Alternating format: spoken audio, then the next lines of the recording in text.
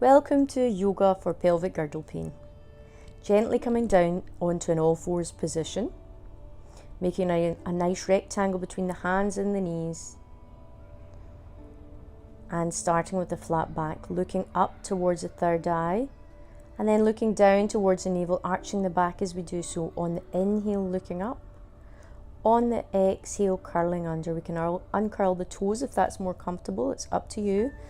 Inhale, looking up, exhale, curling under. If we are pregnant, be careful on the inhale. We don't want to take the bump too close to the mat. We don't want to take it down too much, as this can cause suffering on the lower back due to the weight of the bump as our pregnancy progresses. So we're coming into balancing tabletop now, extending the left leg out behind in a straight line, and then extending the right hand if that's available, if we are stable in this position. If we're pregnant, just work with the legs. Flexing the extended foot, activating all the muscles of the extended leg. Coming back to all fours. We're going to change over sides now. So beginning with the leg, extending the right leg, extending that foot, activating all of the muscles, extending the opposite hand if it's comfortable to do so and you are balancing comfortably here. Remembering to breathe, inhale following exhale, bringing the hand down, back to all fours. A couple of cat curls here, looking up, inhale, looking at the navel, exhale. And just coming back. A few cat curls here, just realigning. And again, with balancing table, we can do as many of these as we want. This is just to show you a couple of the postures that you can use that are beneficial and comfortable for pelvic girdle pain. So coming forward, right foot forward into low lunge. Now this is still good for pelvic girdle pain because, as you can see, the knees and the hips are still parallel and facing forward. So this does not aggravate the pelvic girdle pain. If this is comfortable for you, please come into this position. Again, we're keeping the knee down. So lengthening through the top of the head. Taking the hands back to the mat and onto all fours again. A few cat curls here to realign, loosen up the spine. And the opposite foot coming forward.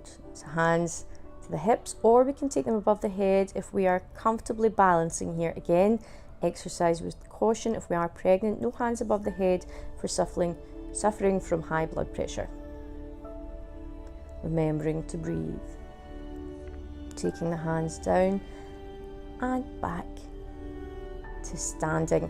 So you'll notice how I gently came up with the knees together there. Now we're going to come in to standing wall squat, so back against the wall, and we're just going to gently slide down, so making sure the knees are no further than hip width apart. We're going to slide down the wall as if we're squatting, but we're using the wall for support, okay? So I would aim to do this in sets of 5 breaths, as many times as you need to, okay? And again, when we're coming out of this, gently straighten the legs and come back up, slide back up the wall. Okay?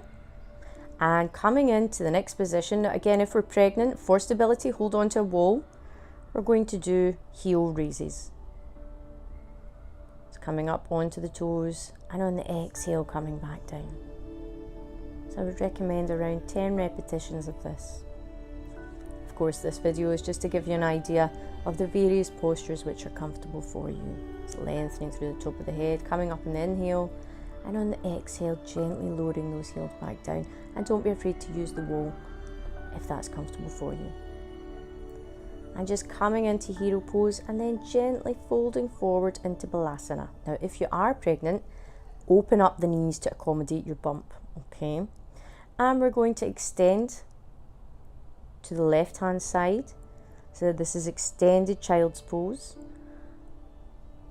And over to the opposite side. Again, if you are pregnant, being aware of your bump, please don't squish your baby, and remembering to breathe in and out through the nose.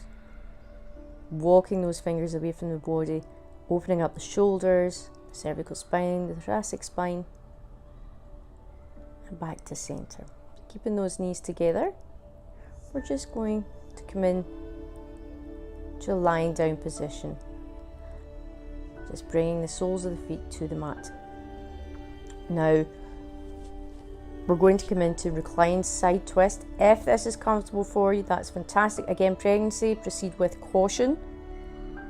I would be looking in the same direction as the knees if I was pregnant, if I was comfortable to practice this at all. Otherwise, legs to the right, looking to the left.